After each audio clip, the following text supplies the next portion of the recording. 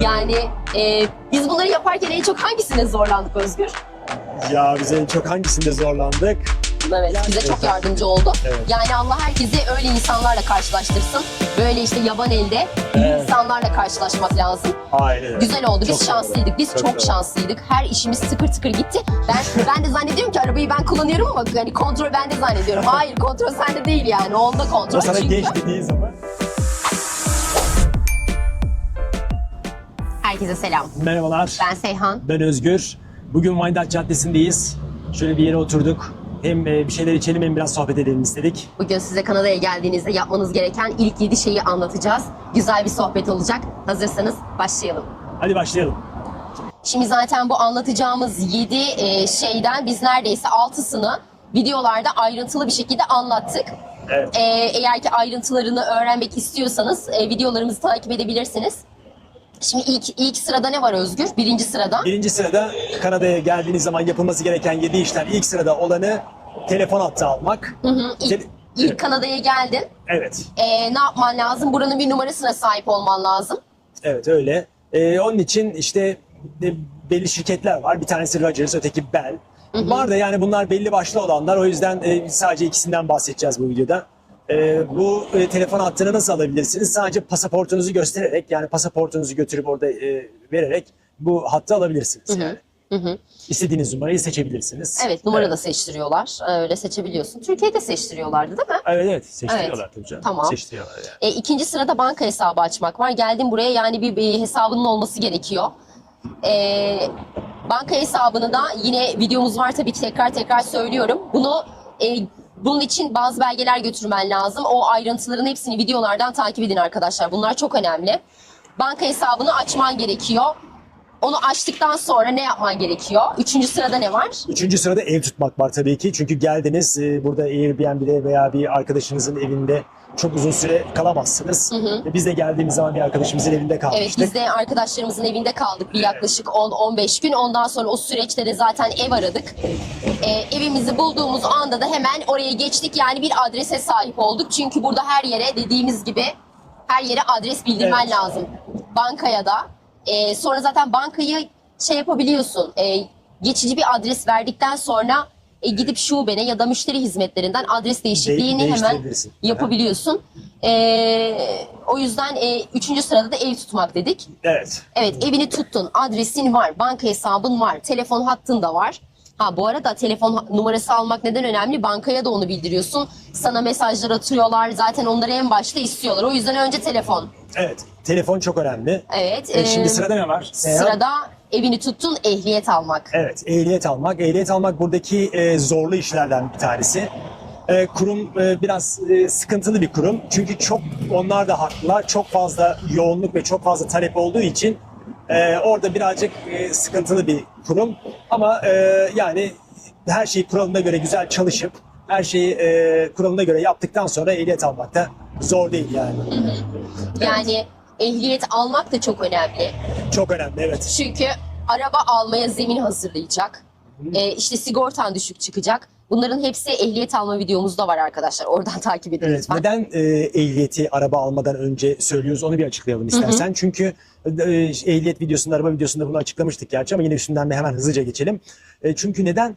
Arabayı ilk aldığınız zaman, Türk ehliyetiniz olduğu zaman sigortanız çok yüksek çıkar. Yani 500-600 dolarlar civarında çıkar ama Kanada ehliyeti alıp ondan sonra Türk ehliyetindeki deneyiminizi Kanada ehliyetine aktardıktan sonra o 150-200 bandına eğer tabii şeyseniz, yani deneyimli bir şoförseniz o civarlar 150 ile 250 diyelim biz, bandına düşebilirsiniz. Sigortayı değil mi? Sigorta ücretinden. Sigorta ücretinden bahsediyorum, evet. Müthiş bir arada fark var. Arada fark var resmen. yani, evet. Yani yarı yarıya fark var, hatta yani bayağı fark var. Evet. Ehliyetimizi aldık. Beşinci sırada araba almak var. Evet, araba almak. Kolaylıkla zaten G ehliyetini aldığın zaman rahatlıkla arabanı da alabiliyorsun. Alabiliyorsun. Alabiliyorsun. Arabayı da, araba videomuzda zaten çok detaylı bir şekilde anlattık. O videoyu da seyredip bakabilirsiniz. Yani ama ne demiştik o videolarda? Her bütçeye göre, herkese göre bir araba var. O yüzden sonuçta arabada alınacak yani. Tabii canım, mecbursun araba. Mecbursun. Tabii. Yani eğer ki Toronto gibi böyle daha böyle merkezi, kalabalık, toplu taşımanın sık kullanılacağı bir yerde yaşıyorsan, belki öğrenciler için diyeyim, araba mecburi değil Mecburi tabii değil, ki. Hem tabii ki. maddi hem şey anlamında ihtiyaç duymayabilirler. Evet. Bir de orada trafik falan da çok, böyle çok yoğun yerler olduğu için, hareketli yerler olduğu için orada metrosu var, şeyi var, otobüsü, tabii bunlar böyle sürekli kullanıldığı için güzel gelişmiş şeyler. Evet.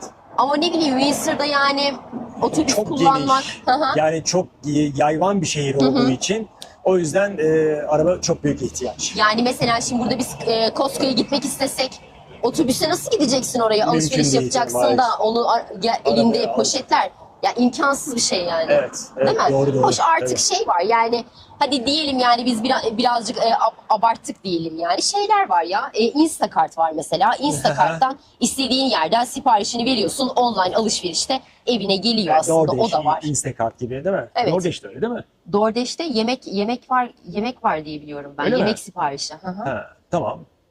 Instacart'ta bir sürü Bir bütün sürü tabii mağazaların şeyleri var. Ondan her şeyini alıyorsun, evine getiriyor. Tamam, orası Evet. tamam. Ama şimdi markete gidip gezmek, ne alacağını görmek falan, onlar da tabii şey. Bilmiyorum yani, ama araba lazım. Lazım. Tabii Walmart'ın da kendi şeyi var. Servisi var değil mi? Tabii canım, hepsinin Walmart'ın da servisi var, var. Metron'un da var Instacart bunların hepsinin, bütün mağazaların olduğu mesela platform. aynen. Getir gibi ya, Türkiye'deki. Ha, evet, Getir gibi, Getir doğru. gibi. Evet. Şey gibi yani, onun gibi. Evet, sırada ne var? Beşincisi araba almakta, altıncısı kredi kartı başvuruları. Kredi kartını başvuru, yani her yere başvuru bırakın. Her yere. Bulduğunuz yerlere yani. Costco'ya, Walmart'a, ondan sonra o diğer marketlere, ne bileyim, mesela hesap açtınız diyelim. Mesela sağlıyorum, TD'den açtınız. Diğer bankaların kredi kartlarına da başvurun. Vermiyorsa öbürüne başvurun. Evet. Ondan sonra çünkü neden? Burada skor oluşturman lazım. Skor, yani bu kredi puanını oluşturman lazım. Kredi puanı gerçekten burada çok önemli. İleride çok işinize yarayacak bir şey. O yüzden hemen geldikten sonra işte sıralamada 6. sıraya koymuştuk değil mi hayatım? Evet. 6. sırada mutlaka Seyhan'ın da dediği gibi her yere başvurunuzu bırakacaksınız. Mutlaka dönen birisi olacak. Olmadı mı? İlla ki veriyorlar Tabii ya. banka videosunda onu zaten söylemiştik değil mi? O zaman da Secure kredi kartlarına girip güvenli hesap. gidip $1000, $1500 ya da $500 ne kadarlık bir kredi kartı istiyorsanız onun karşılığında hesap açtığınız bankadan onu talep edebilirsiniz. Onu hemen veriyorlar zaten. Onu hemen veriyorlar. Evet, orada da krediniz zaten oluştuktan sonra diğer şirketler de size kredi kartı verecek. Zaten o şey değil mi? Yani güvenli hesap açıyorlar, bir bakıyorlar ki sen ödüyor musun? Bakalım Tabii. nasılsın yani? Tabii, Ödemelerin tabii. nasıl? Ödemelerin nasıl? O artık seni sana kredi kartı verme süreci için zemin hazırlıyor. Evet. Bu sekür Çok hesap, doğru. güvenli hesap. Güzel. O yüzden her yere başvurun geldiğiniz zaman. Bir tane kredi kartınız olsun. O güzel, ileride araba alacağın zaman, ev alacağın zaman, ev tutacağın zaman. Tabii yani evi hep bu skora kiralarken. bakıyorlar yani. Hep kredi skorunuza bakıyorlar. Yani hep bunlar için onu istiyorlar. Ona sahip olmak lazım. Çok önemli. Çok önemli. Evet, şimdi sırada ne var? Sırada 7. sırada son sağlık hizmetlerinden faydalanmak için gerekli olan başvuruları yapman lazım. Bunda da şimdi bunu nereye başvurusunu yapıyorsun? Service Ontario. Service Ontario'ya yapıyorsun. Bunun da bazı şartları var. Şimdi bunlar nelerdir? PR, yani Permanent Residency varsa, ne oluyor permanent residency diye açıklayalım. Kalıcı oturum izni. kalıcı oturum iznin varsa, Evet. özel politika kapsamındaysan, o sebeple geldiysen, burada öyleysen, refüjiysen, yani sığınmacıysan burada, yani burada şartı arıyorlar. 18 ay Kanada'da kalmış olmak ve işte geçerli bir vizenin olması, ona bakıyorlar. O zaman gidiyorsun Service Ontario'ya, yapıyorsun, başvurunu yapıyorsun. Ücretsiz sağlık hizmetinden faydalanmak için o başvuruları yapman lazım. Allah korusun yani, başına bir şey gelirse. Önemli. Çok önemli. Şimdi sağlık çok önemli. Başına bir şey gelirse, bir kaza geçirirsen, Allah Ya da korusun tabii hastalanırsan yani. Grip değil mi? oldun, şey oldun, Grip kötü, oldun. işte enfeksiyon kaptın. Evet. Her şey olabilir. O yüzden onun başvurularını yapmak da çok önemli. Evet. İnsanın başına ne geleceği belli olmuyor. Onları O takip yüzden etmek de lazım. o sigorta kapsamına bir an önce girmek Bir gerekiyor. an önce girmek lazım. Girmek gerekiyor. Evet, liste bu kadar galiba. değil mi Evet, Seyhan? listemiz bu kadar. 7 tane şeyimiz var. Bunlar tabii hani ilkten böyle onu yapman lazım, bunu ya biraz böyle insana zor geliyor, gözünde büyüyor. Ama hepsinin bir sırası var. Tık tık tık birine başladığın zaman seni diğerine için zemin hazırlıyor, diğerine zemin hazırlıyor. Hepsi sırayla oluyor arkadaşlar. Biz de bunları yaşadık. Buraya gelen herkes bunları yaşıyor. Evet. Korkmayın, gözünüz korkmasın. Adım atmak önemli. adım attığın an hepsi sırayla geliyor yani. Geliyor. Hı hı. Evet. Yani biz bunları yaparken en çok hangisine zorlandık Özgür? Ya biz en çok hangisinde zorlandık? Yani ev tutmayla ehliyet. Aslında ev tutmada yani herkesin yaşadığı süreç o. Evet. Tabii ki şeye denk gelirsen mesela hani böyle çok böyle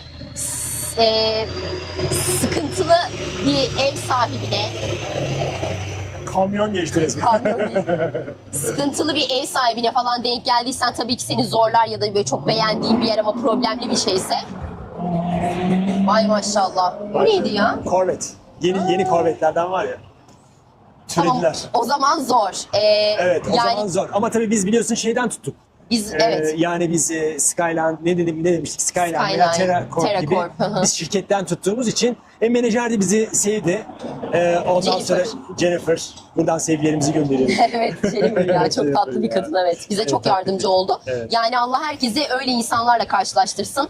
Böyle işte yaban elde iyi Evet. insanlarla karşılaşmak lazım. Aynen öyle. Güzel oldu. Biz Çok şanslıydık. Biz doğru. çok doğru. şanslıydık. Her işimiz tıkır tıkır gitti. Ben ehliyeti seçiyorum. Ehliyette biz zorlandık. Evet, en ehliyet çok. bir numara olabilir. Evet. Doğru söylüyorsun. Ben de ehliyeti seçiyorum. Çünkü ehliyette ne kadar iyi araba kullanırsanız kullanın. Tamam ben tek seferde geçtim ama yani benim Amerika tecrübem var tabii ki. Bir 10 yıllık bir Amerika tecrübem var. Yolları tanıyorsun. Yollar Evet, aynı. tabii. Sistem Yani aynı. yollar ve Kurallar sistem aynı. Hı hı. Evet, kurallar aynı ama yine de ben bile zorlandım yani.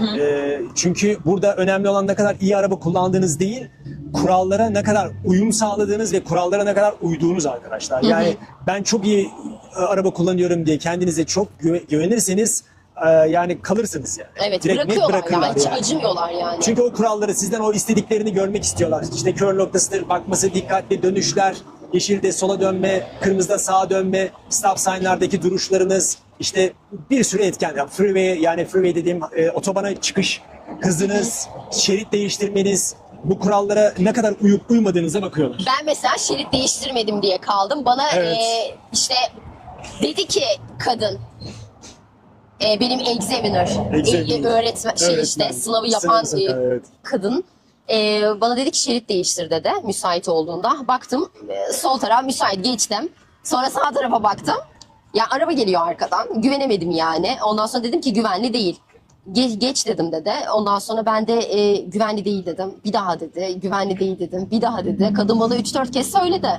Ben de zannediyorum ki arabayı ben kullanıyorum ama hani kontrol bende zannediyorum. Hayır kontrol sende değil yani. Onda kontrol. O sana Çünkü geç dediği zaman geçtiği zaman geçeceksin ama ben de diyorum ki yani bana güvenli gelmiyorsa arabayı kullanan benim. Yani o yüzden geçmiyorum kardeşim yani. Ben geçmedim diye bir de çıkışı da kaçırdık. Bir de ona kızdı. Kadın bağırdı falan. Allah dedim yani yandık. Bıraktı. İkincide Bırak. geçtim ben de yani ama bunun 3'ü var, 4'ü var, 5'i var yani böyle geçemeyen çok insan var. Olsun kuralları iyi anlayıp kavrayıp şey yaparsan hallediyorsun. Aslında bir de bizim sırada şey var. Parkur videosu çekeceğiz. Ha, O çok evet, işinize yarayacak. Çok işinize yarayacak o parkur Evet, videosu. o güzel olacak. Şimdi Evet. çok uzattık ya, çok Çok uzatmayalım uzattık. istersen. Buradan Fatih Evet. hocalara da selam söyleyelim. Evet. Onunla da bir video çekeriz Onunla olmadı. çekeceğiz. Bizim- O hem anlatır değil mi? Evet anlatır, çok güzel Evet. anlatır. Zaten burada ehliyet kursu Sahibi Fatih Hoca dediğimiz, evet. Onunla hemen Apo'ya böyle da bir... selam olsun. Evet Apo, Fatih Hoca sağ olsunlar. Onlar bize zaten bu süreçte yardımcı oldular. Şey yapacağız, onunla bir parkur videosu yapacağız. Evet. O da işte artık sonraki videolardan olsun. Tamam o zaman. Evet. Daha yeter mi? Bence iyi bir sohbet Aha, oldu. evet, güzeldi. Güzel oldu. Yine aklınıza takılan bir şey olursa yorumlarda yazarsınız arkadaşlar. Evet. Oradan biz de mümkün olduğu kadar bildiğimiz kadarıyla da öğrenip araştırıp size en doğru bilgileri vermeye çalışırız. Evet. E, O zaman bu videoyu beğendiyseniz beğen tuşuna basmayı, kanalımıza abone olmayı ve yorumlarda fikirlerinizi bizimle paylaşmayı unutmayın. Teşekkür ederiz. Hoşça kalın. Hoşça kalın. Kendinize iyi bakın. Bay bay. Bay bay.